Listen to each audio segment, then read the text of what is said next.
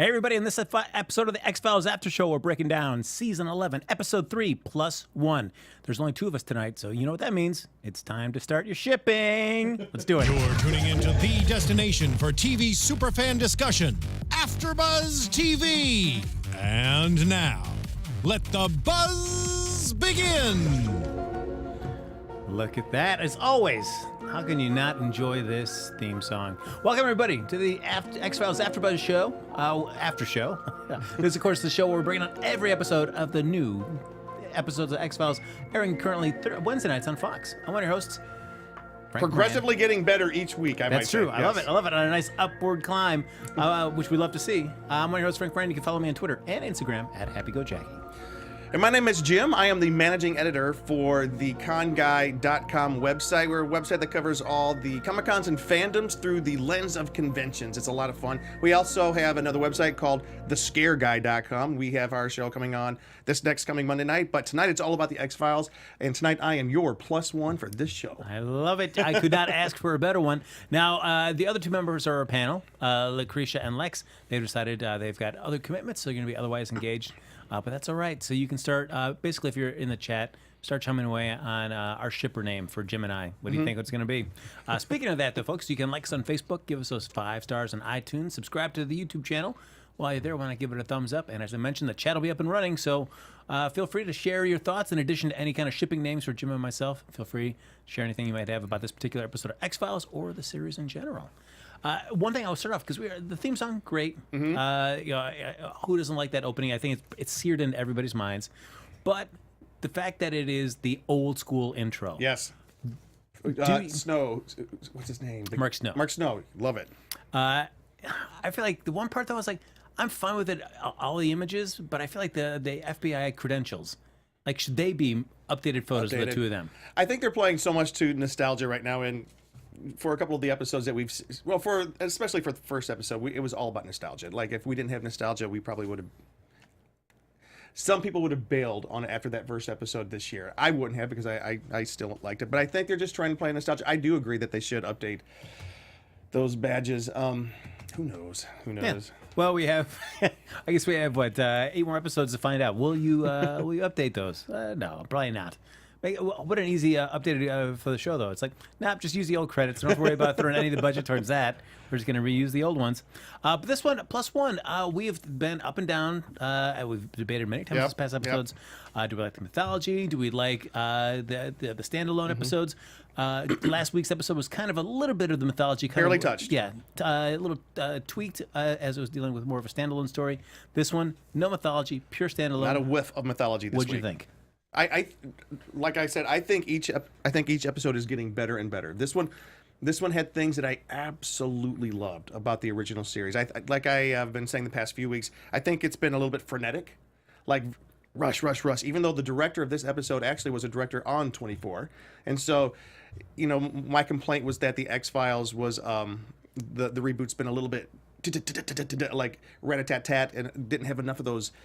Those haunting, like, soulful moments. This episode had it. It had it in score. It had it like crazy. It had and we're gonna get to it. It had the stuff that everybody loved from the '90s. I mean, they're bringing the best of the '90s into whatever decade, the 20-teens, and I think this is the best one they've had so far. So, interestingly, this, as much as I've had my issues with Chris Carter, especially for the mythology episodes, this, of course, written by Chris Carter, directed by Kevin Hooks, from 24, as you said. But this one, not dealing with mythology, just kind of dealing with the standalone and a lot of relationship issues with Scully and Mulder. Which was the best part of this episode, I personally think. So this is a Chris Carter that I can get behind in terms of doing episodes. Man, Chris, just focus on more of these type of episodes and less of the overall mythology. And it's the thing is, there's such a weight to the mythology episodes because he thinks he has to marry the 90s to 2 years ago to now. And so it's almost too much. The mythology episodes are almost too much. This episode, it's like a brand new, fresh, out of nowhere. You don't have to know anything about anything, except for it does have some cool throwbacks, especially, I will get into it, the characters. I mean, yes. the guest stars, amazing. It made me so happy. Because I almost think one thing, like looking at the mythology episodes, I feel like now, are they just too heavy for this series? there's so much weight behind them from so many years. Everything's been so built up this time that I feel like when they do a mythology episode, it is just so much heavier as compared to an episode like this or even last week's. I do admit that when I speak of the mythology episodes and loving the mythology episodes, it's definitely seasons 1 through 6. I love the mythology seasons 1 through 6. Once we got into the super soldiers and the black goo in the eyes and stuff like that, it was somewhat interesting, but it just didn't grab me like the Syndicate and are there aliens? The mythology that we started with this year was super heavy, two different mythologies, and then the super, the icky last couple of minutes of that the kickoff episode. Season, and I was telling you right before the show that this episode and the previous episodes, they're right up there neck and neck with which one I like more. I like this one a little bit more because it didn't kill off any of my favorite characters. I'm tired of losing the heroes. I tell you what, if Langley had come, we're talking spoilers for crying out loud. If Langley had come back for real last time, I'd have just been over the moon. A little, as they like to say, IRL. Mm-hmm. No, that's what those gamers do. Now, so far, quick. I mean, it's only just a few minutes into the show, but viewers, if you're watching, can you start feeling the tension between Jim and I in terms of the shipping? Are you feeling that yet? Just want to do a big shipping check. Miss Bubbles says, this episode was good like an old slice of warm apple pie. I agree. So we start the episode off at a kind of at a speaking of a down home warm apple pie. You start off kind of in a smaller town at a big kind of punk rock event with Archie Sievers, a guy that's kind of wants to do some crowd surfing. And the song, as Jim brought it up to me, I did not realize this. What is the interesting? I was reading today that the song, they were at a punk rock show, and I didn't completely recognize the song, but apparently it was one of David Duchovny's original songs, the punk version of it. I don't know what the name of it, and so we were looking up. Like just 2 years ago, David Duchovny had an album, Hell or High Water. So I guess he's been pretty active, huh?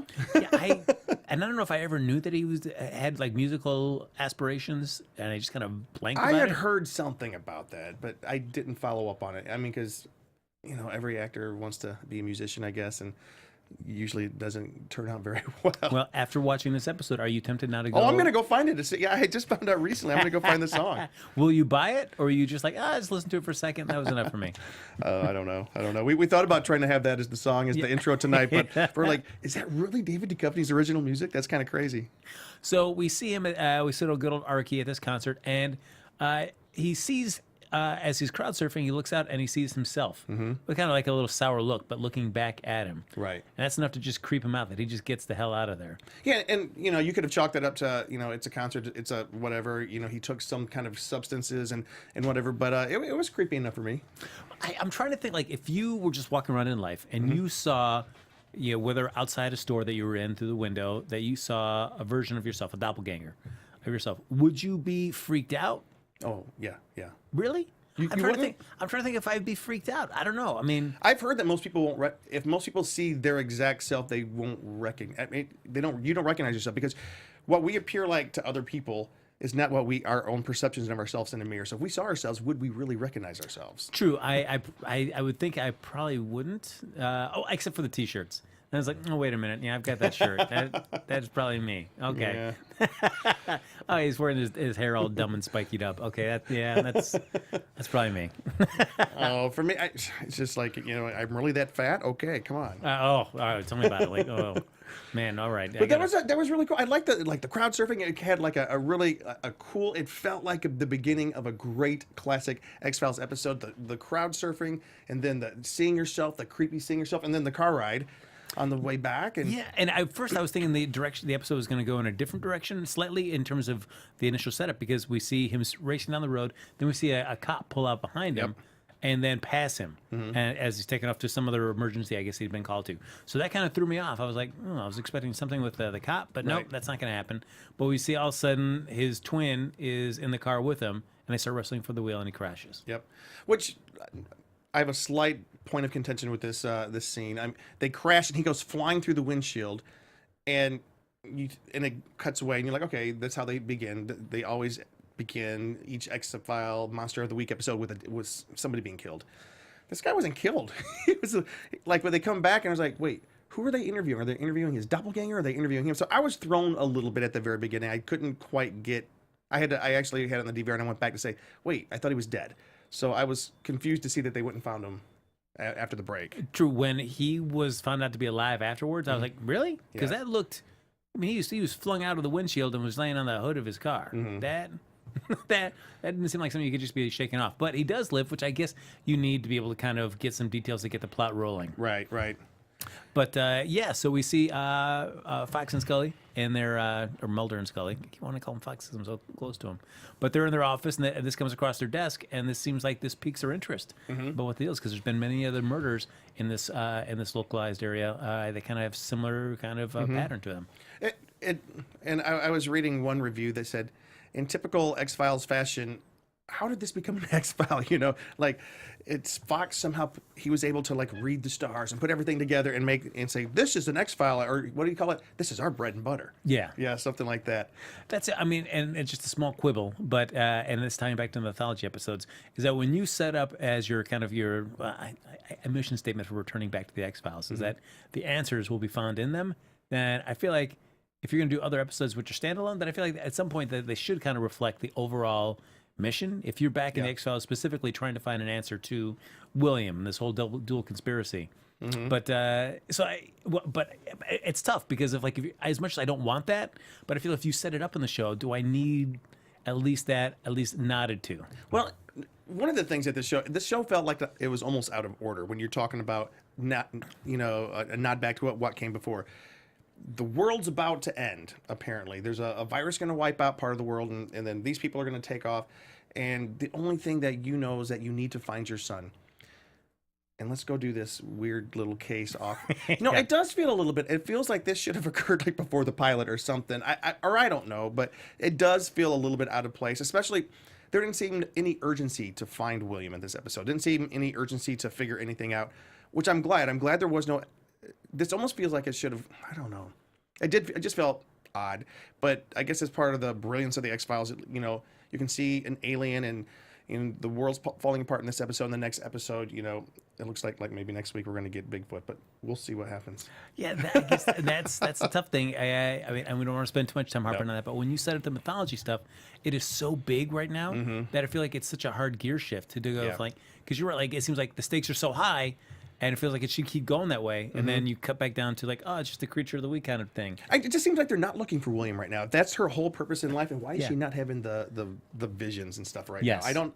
She's having visions. She can't get out of bed. She's debilitated. She's in the hospital. Oh, but we're going to go do the, I don't know. Do we ever get an explanation for what was causing the visions? Why did they stop or any of that? No.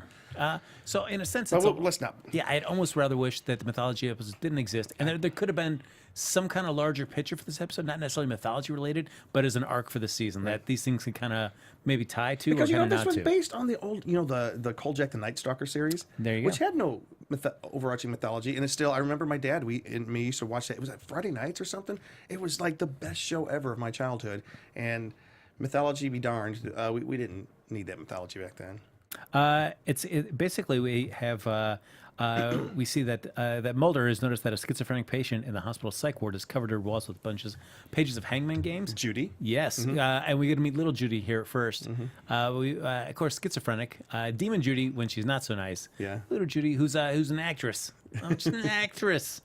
And boy, what an actress! But she claims that she plays games telepathically with her brother. What a way to play! If you have a twin brother, that's all like the twin telepathy kind of thing. Well, she plays Hangman. The game she plays with her brother, they were in the hospital investigating everybody who had died, except for this one guy who didn't die, and we don't know why he didn't die. He just happened to not die, but it's a good thing because otherwise we wouldn't have an episode. But so Fox just happens to look in and just see a wall covered with the Hangman pictures.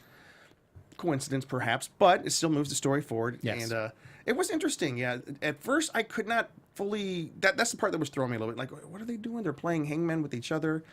Yeah, because Fox does notice that one of the Hangman puzzles has Archie's name on there, and that's a very unusual name. Right. To all of a sudden have that just sprouting up on somebody that would seemingly have no relation with this person. But yeah, so but she's like, oh, I don't know, well, why we have this name, but I play with my brother and he's a cheat. They plant the seeds early that her and her brother can play telepathically, but it is not always a fair game. It seems like Correct. There's a little friction in that relationship.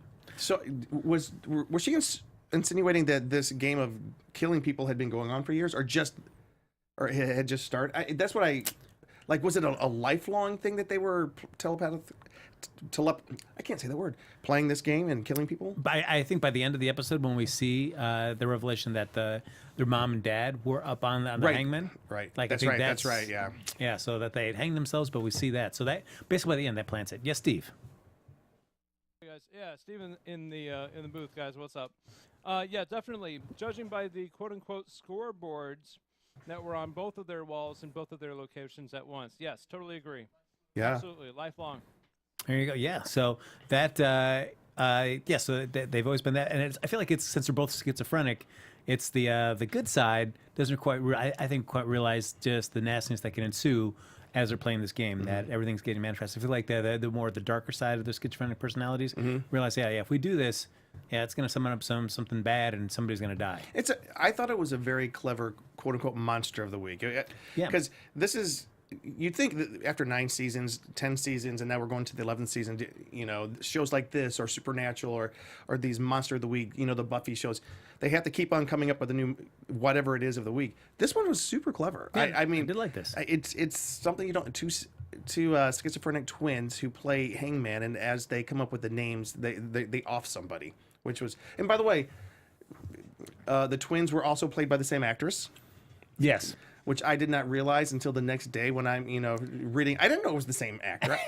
It was Chuck. Wait, no. Who's the little boy? The little boy was it was Judy and Chucky. Yeah, Judy and Chucky, both played by what is her name?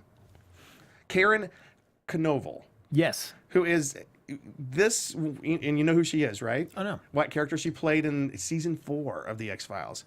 She was Mrs. Mama Peacock.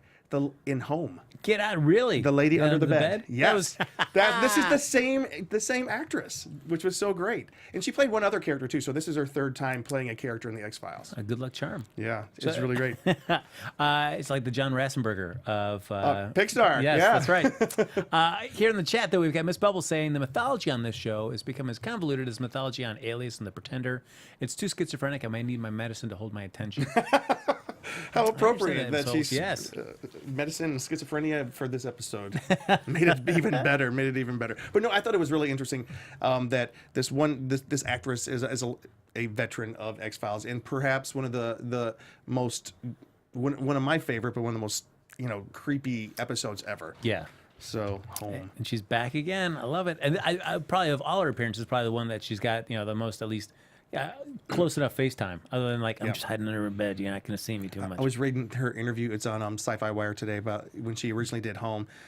They actually had to create a box for her to fit in and slide her up underneath the bed. And she says it was a terrifying experience for her. Everybody else was freaked out about the subject matter. She just couldn't stand being in the box all the time, which I understand. Karen, you got to get in the box now. Get in the box. Get you under the bed. So of course they go to the jail, talk to Archie and Archie's lawyer, figure out what the deal is, and Dean's frustrated. Lawyer Dean, he's frustrated about what's going on here, and Archie gets led back to his cell, and I felt it was so like the cop taking back Archie to his cell. He was just so like, there's nothing I can do. You're going to be transferred. There's nothing I can do. Right. Like, wow, man, this guy is so cold. Yeah, he wasn't really into it so much. The one thing I don't know if you may notice in the episode, because it seems like of course everybody that they summon through the course of their Hangman game is somebody that they has irritated them in some fashion, but I don't understand how Archie got on their radar. It was interesting because they went out of their way to. It wasn't just people who had irritated them. It was people who they kind of subtly pointed out like a flaw, like Archie was a repeat DUI driver. Yeah. And these other people, like, maybe it was in the hospital or someplace. The nurses said, well, these are the people that maybe they should be in here. Or they. I bet you more often it was probably Chucky, because Chucky does work down at the jail. That's what it was. So it gets on his radar through Chucky. Right. And so he finds out people who. It's one of those things. Does he feel like he's ridding society of people who need to be off the streets, or they're just pissing him off? And he's like, let's just get rid of these people. Well, so of course, if you're in a small town, you got to find some place to stay while you're trying to solve a case. And so they go to one place that only has one room left. And this is something I want to ask you a little bit about, because I feel like it has been up and down this episode, this season so far, and we're only in the third episode. But in terms of the relationship status of Scully and Mulder, certainly we know from last season that they were kind of not necessarily estranged, but that they weren't together. They started estranged. They'd been estranged the very first episode last two years ago. Yeah, they were estranged. So they come back together, and now this episode, or last week's episode, it seems, even though, because a couple of different mentions, Scully refers to Mulder's house as Mulder's, but then also our house. Our house. As well, like that she is staying there. So when they come to go get this hotel room, there's only one room left. Scully just seems almost like, oh, yeah. Right. But you also kind of live together already. And even though you may not be in a relationship, I don't know why it's so freaking out that, Well, I agree with you. This was the part of the episode which mainly made me think, okay, relationship-wise, they should have flipped this with the last episode. Because the last episode, when we first see them, they're kind of, it seems as if they were like cuddling on the couch. Or something. And in this episode, this was the episode where they had to, again, reapproach and talk themselves back into the relationship they once had, at least approach it. But like you said, when they first get there, there's only one bed, and it felt like season 2 or 3 of the X-Files. That's what it felt like when Scully is, only one room, huh, Mulder, like that, or one bed, and he takes the pull-out bed, which was conveniently in another room. Yes.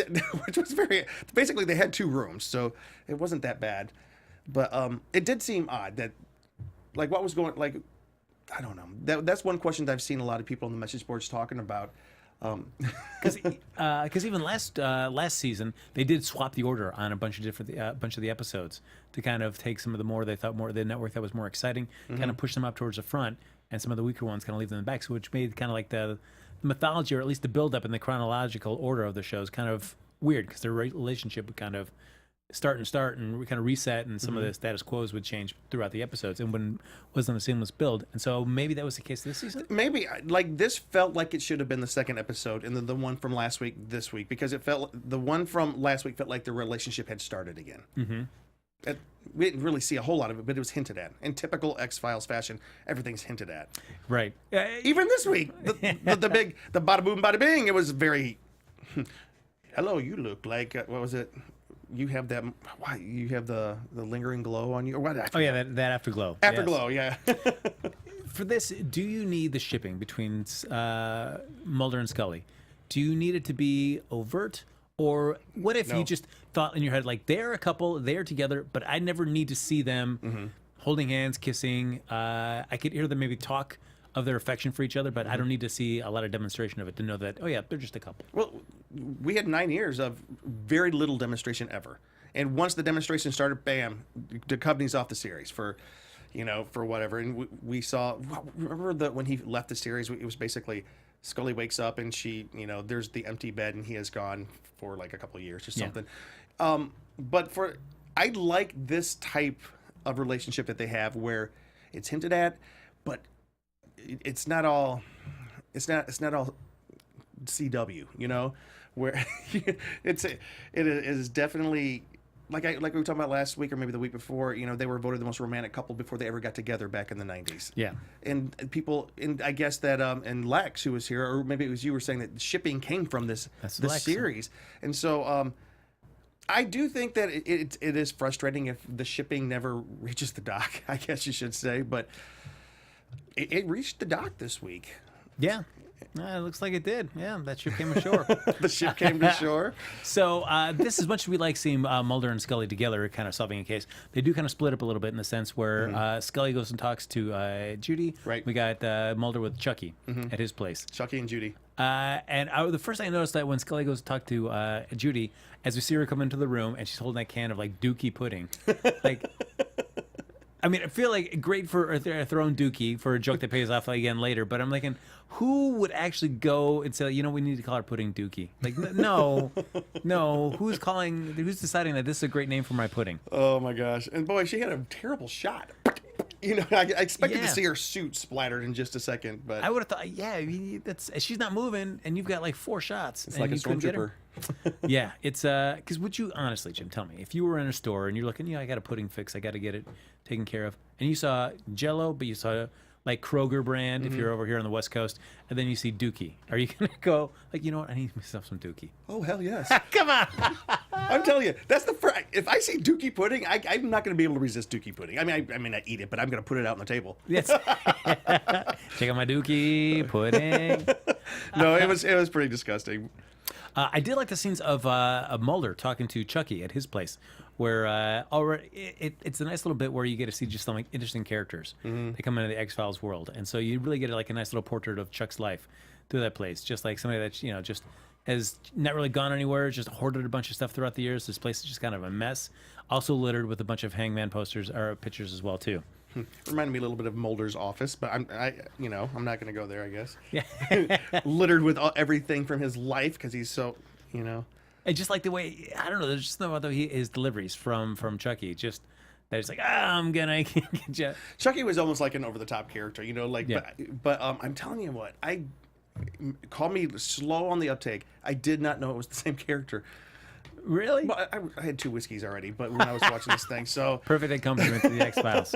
X-Files and whiskey. But yeah, I didn't realize it, but I do think that Chucky was a great character. A little bit on the, I don't know, a little over the top. I thought that the Judy character was more to my liking. I thought she was super interesting, especially when she and Scully were having this conversation, and it seemed so out of nowhere. She started hurling these things towards Scully to hurt her. Remember those? Yeah, because basically at the which I did like the 2 nurses there at the hospital. Like, we're not going to go, and we're totally, we know how crazy this gets when she's Demon Judy. Yeah. But she goes in, and that's when it's first dropped that the parents died. Yep. And so, and Scully says, somebody that is schizophrenic, they need like a strong presence to be able to kind of keep them in check. And so she says, I'll do that. And she does go in that room and says, I'm not afraid of you. I'm not afraid of you. Right. But you're right. Judy starts just kind of digging away. It's like, you're too old to be having kids. Like maybe it's another Hannibal Lecter reference. Oh, that's true. Maybe. Kind of I kind of psychologically kind of throwing arrows at her, and does keep her, not necessarily throws her off her game, but does kind of shake her. It definitely shakes her. Even though Scully was very good this episode with it was typical Scully. Everything was scientific. Everything could be explained away. Like everything that was happening in the town was like a mass psycho something, that could be explained away. Where Mulder was saying maybe it's ghosts. Well, that would be good, Mulder, except for they don't exist. True. Yeah. She was staying true to form in this, and then when she goes in to talk to her, she was explaining to somebody else. Just don't let him get in your head, and you'll be fine. Yeah, she's talking to Dean. Dean, right? They get irritated because they see the picture of Dean in the newspaper, right, about saying that, hey, this kid got killed, a good old Archie. Just like, oh, that was gross, misuse of justice. We should figure out what happened there. Right. And so he's the subject of the next Hangman game, and he does see himself outside a storefront and gets freaked out. Yep. And goes right over. Smart person. You go to the feds that have a history working with this kind of stuff. Yeah. Saying, what's the deal? But I also feel like, you're right. Like Scully's just like, she's in, don't let her get in her head. You can be hysterical. It's going to feed on itself. And I think she fully believed that. But then we saw some evidence later. It's because we were talking right before we started here. There was a statement that she said that kind of made it go both ways. She says, Steve, what was the statement? You were telling us right before the show about your back to the wall.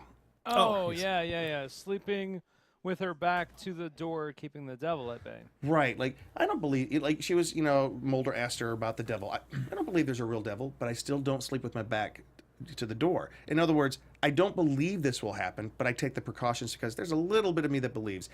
So she was trying to talk herself and everybody else, don't worry about it. But then when she had the chance to take the pills to keep the bad people away, she took them. Yeah. And bread pills. Bread pills. Which I think there was double meaning to that. Bread, communion. There was something there from what I understand because her Catholic faith did come up again. And the Catholic and the belief in evil. She doesn't believe in the devil, but she does believe in evil. Whereas Mulder might believe in the devil, but not evil. I don't. I can understand. I can see that distinction. Do you feel like they did enough? Like, I felt like they kind of just like cut Dean off where he's like, I need help. What's going on? Cut is the word. Oh my gosh. But I also felt bad for Dean. Like, as he leaves out of that scene, I was like, well, he's dead. Yeah, I know. Yeah. I just- what? Minor rant on that, Frank. Don't mean to interrupt. Please go for it. Please Steve. interrupt. He's a sword collector. I know. Which I did like as he's in the restaurant and he comes out to the waitress, which seems like a play on, like an old bit, like, oh yeah, you should come out and see my etchings. Yep. Come over and check out my sword collection. They come back to his house and see, like, no, literally, this It's really guy- a sword collection. and not just one, a couple swords. I mean, it is all. He's got like 4 segments. That was so funny. I hate to say it was a funny death, but it kind of was a funny death. Like, he was trying to get everything out of the way so the person that he doesn't kill, did he think that he was going to kill himself or that somebody was going to get in and, I guess, what was he protecting against there? I guess he was getting rid of anything that his double could use against him to kill him. Smart thinking, I suppose. That, like, all right, I'll get rid of I'll get rid of my guns. I'll get rid of my belts. I'll get rid of my swords. But he ends up cutting himself on one of. I feel like, Irony. yeah. No, That's it right. wasn't he just cut himself. His head was removed from his shoulders. Oh. That was, I loved it that we got back to, I remember the X-Files was the first show where I saw extreme gore on TV. That and ER. But then I loved, they walked in and there's his head sitting beside his body for a very long scene. It was, I just think, like, if you had a bunch of swords to get off the shelf, like his fashion of, I'm just going to stack them in my arms. It doesn't seem like, I mean, I know you're worried about your life's on the line, but I still think grab a sheet, grab something you can just throw him into and then kind of use that to carry him in. or freaking go stay in a hotel room for the night. Yeah. Yeah, I mean, I'm going to go back to where all my swords are to make sure that I don't know. Or No. maybe just grab a sword and defend yourself, man. You're a sword collector. Yes. Should know how to use one of those things. Or a gun. He had all those guns too, didn't he? Yeah. I'm curious to see what, because we do see what Fox runs into his later. Yep. Also has a gun, but I imagine that is just, it's firing blanks. It's not a real gun. You know the thing that was interesting, though, that was brought up with his death, and this is where it started to turn, because up until that point, you could have made the argument that there was not really another doppelganger that was showing up. It was in their head. It was a I thought that what they were going to present to us is it was a schizophrenic curse or something where they were killing themselves. I thought that that's what it was going to be. Was everybody was offing themselves, and then even Scully was like, "Well, how do you cut your own head off?" Yeah. Which that's when I started thinking, oh, okay, it's actual physical manifestations are showing up to kill them. So up until that point, I was going all Fight Club on it, right? Up until No, that that's point. true. Which, yeah, I mean, that's a way to kind of like tease you with the possibility Schizophrenia, that there though, is something yeah. supernatural to it, but in actuality, there's a more plausible I explanation. mean, it was still for all of it. supernatural. It was a supernatural curse. It's almost like they were throwing their schizophrenia into somebody else's head. Yeah. So we get some scenes back at the hotel, though, of Scully wanting to talk to Mulder about just about life and her. Do you still find me attractive? Okay, best scene of the episode, because she did let the Judy get into her head, and it really bothered her. And I was telling you guys last week, the things that I was missing was the deep, haunting, soulful scenes where you find out about the characters. And God bless you, Chris Carter, you gave us that scene this week, and it was a longer scene. You gave us a couple of scenes too to talk about it. It's nice when I guess that is the benefit of having a show coming back, like a revisiting of a show, coming back with all that nostalgia, all that love and affection that fans have for it over that long period of time, is that there is so much time built up with these characters. Time that the show actually aired, time that the show didn't air, but that we as fans kind of carried the torch, and other people kind of embraced it as their fan enthusiasm kind of spread. To now you bring it back, it comes back on the air again. You've got all that to play into, and it lends a lot of weight and honestly, like, authenticity to those scenes of two characters talking about, like, yeah, we've been doing this for a large portion of our lives. Yeah. What do we do Since when this 1993, yeah. ends? Yeah. When this ends, what happens to us? I like, yeah, and if you didn't get a chance to see the episode, go see the episode because it was so great. But where it was Scully saying, "What happens when we get old? Who's gonna be?" And I loved Fox. It was kind of, they were talking around the big elephant in the room, which is our relationship together. Because Scully's like, I don't know what's going to happen to me when we get old. Fox, will we still see each other? Will we be around? And he's like, I'll come push your wheelchair. But that's not what she was talking about. She was basically asking, will we have a relationship? Are we going to heal ourselves? Or will we heal this relationship? And then Fox asked her, why not another child? That seemed weird to me. Well, I mean, given her reasons, like, well, one, that the first one was a miracle. Two, the second time that... Yes, she said that the first child was a miracle. We will believe that. It was not cigarette-smoking man. It was a miracle. Oof, yeah, for sure. But then also, like, well, given the fact, like, now that there's really nobody around for me to have another one with, and I'm thinking, but you're also just laying next to this person that you are incredibly close to. Right. And at one time was at least much closer to. Yeah. And she even throws out there, you'll probably find somebody. Like if or something like she insinuated that you'll find somebody Younger. Somebody younger and But even he threw back, so what if you find somebody too? It's just he told her, what was it? He said, you still have some scoot in your boot. That's right. Yep. You still have it going on. That was his way of just saying, you're a beautiful woman and I'm in love with you. He was, although those words never, I don't think they've ever come out of each other's mouth. Did they? Somebody correct me if I'm wrong, but they were showing so much tenderness at that moment. I was just loving it. I was loving it. Yeah, it was interesting though to see them, like, especially when, like, we will still have a connection. Like, as far as we know, given excluding what we saw in the first episode, that we believe that the two of them are the parents of William. Right. The fact that whether William or not exists, there still is that connection. You had a child together. That child may not be in your life at this moment, but that's a connection that you'll never forget. It's Fox's only child as well. Yeah. So to have that statement, it's like, will we even be connected? I was waiting for somebody to just say the obvious question, which could have been just like a touch to the whole rest of the season in general. It's like, we did have William, and that's always going to connect us, whether he's in our life or not. Oh, I know. They really didn't. Sometimes, even though I love this scene, if I had to do a little nitpick, it's almost the fans are always sitting there at the fence trying to push him just a little bit further. Like, don't talk in circles, don't talk mysteriously. Actually say what you're feeling. And they came. I think Scully did though. Will you come see me? Will we be together? Yeah, because I feel like while it's great those scenes have so much more weight and, as I said, authenticity because of the time that has been involved since the beginning of the show till now. But also I can see the kind of frustration that you're saying too. It's like, but also by this point, these are people that have been around each other so long that aren't there times that, like, have we reached the point now where we can just be more direct? Yeah. Do we still need to kind of talk in kind of coyly about some things? Right.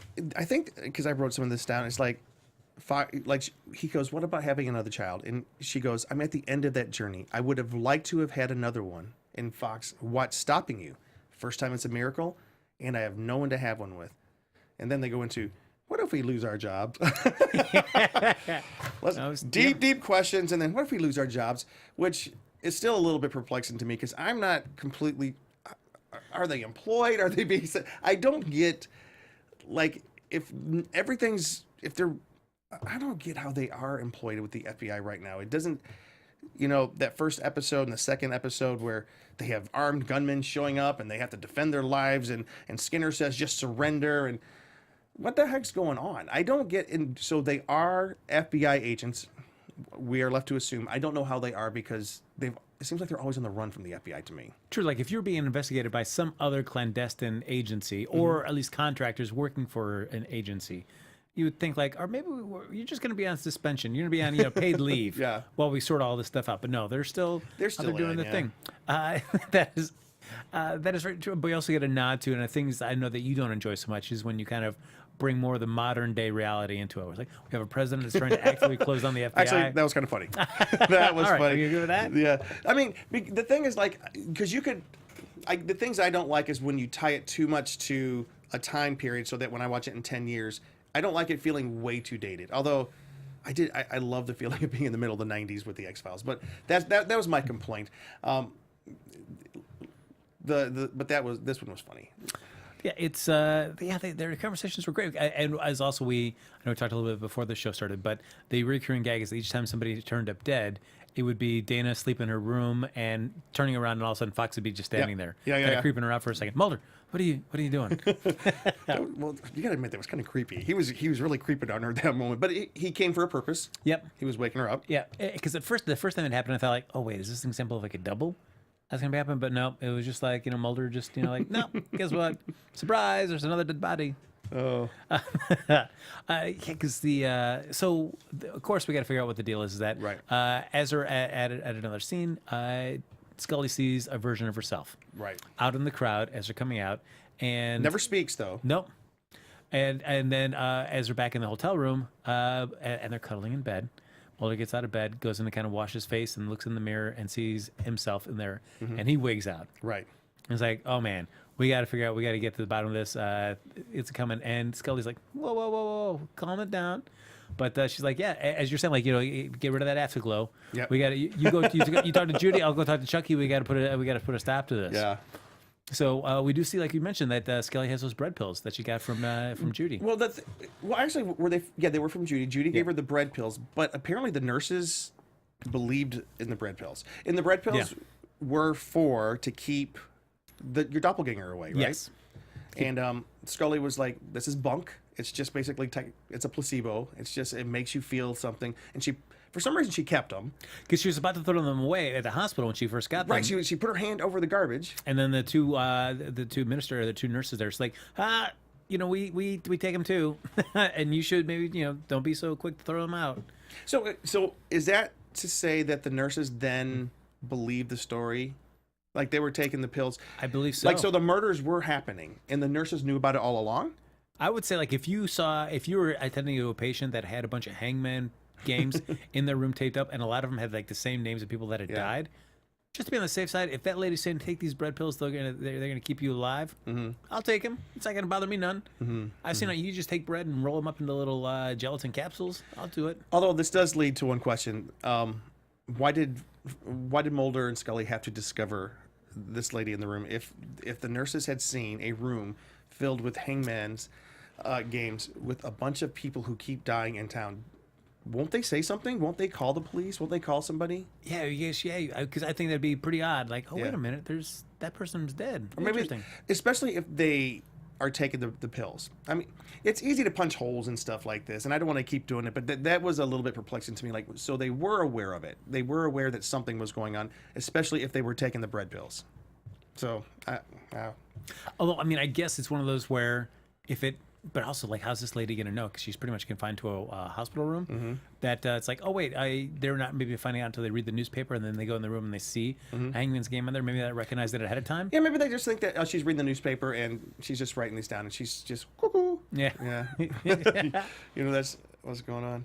But, like, so let's talk, like, how this resolved itself. Yes. Which was interesting. And one of my questions is, I don't know why it resolved itself, except for one was cheating or something there. They get more and more angry with each other because as accusations, they both have accused each other of cheating. So it gets a little bit more heated because one wants to kill Scully, one wants to kill Mulder. Right. And it was very clever the way that was presented to us. I like, yes, because you just saw U and L. And they both Mulder and Scully both have a little bit of a similar spelling to their last names, which is kind of cool. Never noticed it before. Which I could then see why they would tip them off into each other cheating, because other than the U and the L, there's really nothing else the same. So that's going to start thinking that each one is cheating. Like, wait, hold on. Yeah. Are we going for the same person? No, you're cheating then. And so they end up writing each other's names down, and then they end up killing each other. So that was kind of an interesting thing. That was very clever. Everything about this I thought was a clever episode. Again, I can punch holes in certain parts of it, but there's probably no show that's written that we can't punch holes in. But that didn't diminish my enjoyment of this show. No. And I did like the scene where, at least when Fox runs into his doppelganger, he does fight him. Because I was like, why doesn't somebody just fight this thing? But you know what? That was the only doppelganger that except for the sword fighting, I guess, that you saw physical pushing and that's. Yeah. Again, I was still trying in my head to watch it to see if it was all in people's heads. I was trying to see if it was, but he did try shooting him first. Yes, but it didn't work. It didn't work.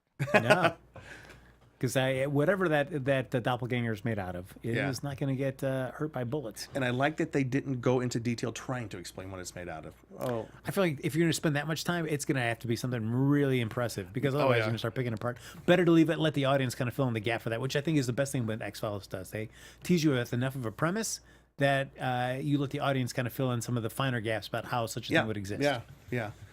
So they end up killing each other, and they get back to the hotel and says, "Hey, we got a couple more hours to work things out." And Scully's like, "No." What time did they get to the hotel? Oh, what time was it? 11:21. Ah. Which is, I didn't know that until, that's a running motif in the show. Oh, yeah. In the pilot episode, what time did they get to the motel? 11:21. And let me see. and some things were kind of interesting. Like it's a recurring. The name of the hotel was the St. Rachel Motel, which was it's an Old Testament matriarch. The story of Rachel, who had 2 sons. You know, she had 2 sons. Let me see. She struggled with infertility until she was rewarded for her faith in the form of 2 sons. One of whom is best remembered for his amazing Technicolor Dreamcoat, and the other of whom killed her in childbirth. Interesting. So in other words, if the St. Rachel Inn, is that what it is? Yeah, St. Rachel Motel. What if this, and God help us if this is what's going to happen. What if they are foreshadowing something ahead? Fox saying you can have another child. She already has 1 child. And the other child is the one that kills her. I'm not saying that's going to happen, but, there you go. They went out of their way to say what the name of the hotel was. That's true.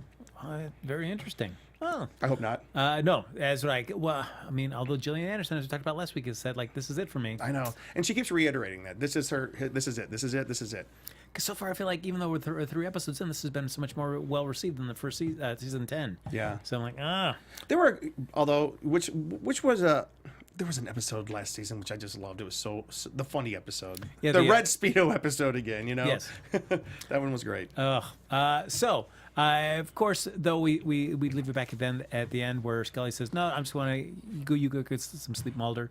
She has some second thoughts about, like, who knows, though, and opens up the door between the rooms, and there's Mulder waiting right there for her. That look on his face. Big old smile on his face. Yeah. Cut to black. There you go. Perfect.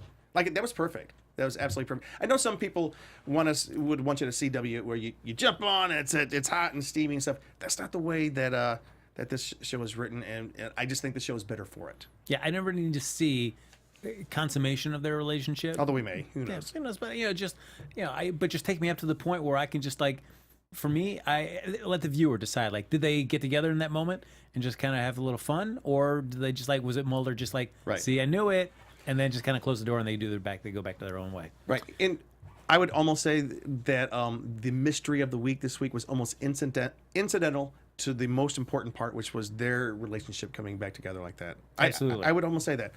That was nicely done. And you were talking to somebody earlier, and they has not seen any of the X-Files this year, and they said, is it good? Are you enjoying it? And you said something that was really good. You said, skip the first episode if you're not really familiar with everything, and just start with number 2 and start going, and it's great. Yeah, for sure. That way you can skip the mythology baggage and just enjoy it for the show for the premise that it is. Again, I still like the mythology, but I agree with you on that. I will say that as we're wrapping up the chat, we'll start as we ended with Miss Bubbles. Sometimes we have to just suspend our disbelief for things to make sense, so we can just enjoy the story overall. Well said, Miss Bubbles. Miss Bubbles, I love your name. Yes. I will say, though, chat, I'm very disappointed with the lack of shipping names for both Jim and myself. Feel free to reach out to us on social media, though, if you want to keep going. Frank. You know what?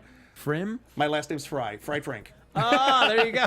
All right. Ladies and gentlemen, that's going to do it for this episode of the X-Files After Show. We'll be back next Thursday night at 9 p.m. Pacific time with another hot new episode, and hopefully the whole panel at that time. But if you want to, as always, like us on Facebook, give us those 5 stars on iTunes, subscribe to the YouTube channel, give it a thumbs up while you're there, and thanks everybody for hopping in the chat. And if you're watching even after the show's aired live, feel free to comment down below. Jim, what's a cool question you'd like them to answer in the chat, in the comment section? I would like you to answer, what do you think next week's episode is going to be about? Because out of the preview that we saw, it looks like it's Bigfoot to me, and I hope it is. Oh, there you go. But if you want to continue the conversation with either Jim or myself, even after the show's aired, Jim, where can they find you? You can find me, right here. Just put your questions right here underneath the show. Please subscribe to the show here. But also, check me out on theconguy.com. On Monday nights, we have the Con Guy Comic-Con Prep Show and the Scare Guy Show. They kind of take different turns, different weeks. Check us out there. We do talk X-Files. We talk everything Comic-Con. We talk everything fandoms. And, of course, X-Files. Got my new shirt today. Is my favorite fandom. So, you can follow me on Twitter and Instagram at HappyGoJackie, folks. Thanks for joining us here for another episode of the X-Files After Show. We'll be back here next Thursday night with another fresh edition. The truth is out there. The truth is out there. Yes. We're looking for From it. executive producers Maria Menounos, Kevin Undergaro, Phil Svitek, and the entire AfterBuzz TV staff, we would like to thank you for listening to the AfterBuzz TV network. To watch or listen to other after shows and post comments or questions, be sure to visit AfterBuzzTV.com. I'm Sir Richard Wentworth, and this has been a presentation of AfterBuzz TV. Buzz you later. The views expressed herein are those of the hosts only and do not necessarily reflect the views of AfterBuzz TV or its owners or principals.